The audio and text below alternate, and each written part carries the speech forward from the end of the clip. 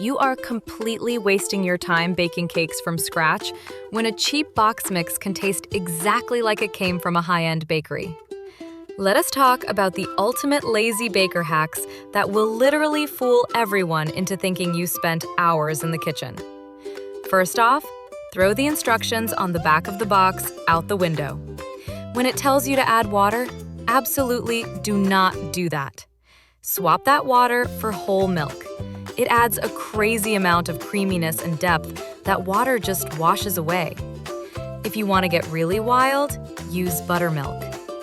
Next up is the oil. The box always asks for vegetable oil, but we are upgrading to real melted butter. Just use the exact same amount the box calls for, but let it cool a bit first so you do not scramble your eggs.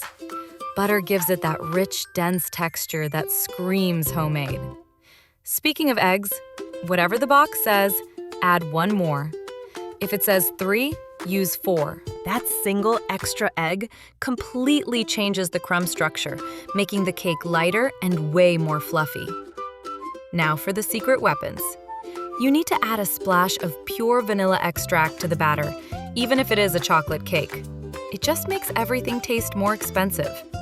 And if you want a cake that stays insanely moist for days, fold in a 1/4 cup of full-fat sour cream or plain yogurt. The slight tang balances out that artificial sweetness box mixes usually have. If you are making chocolate cake, you can even swap the liquid for brewed coffee to make it super rich. Finally, do not ruin your masterpiece with canned frosting. Whipping up a quick homemade buttercream takes like 2 minutes with just butter, powdered sugar, and a splash of milk, and it completely transforms the entire dessert.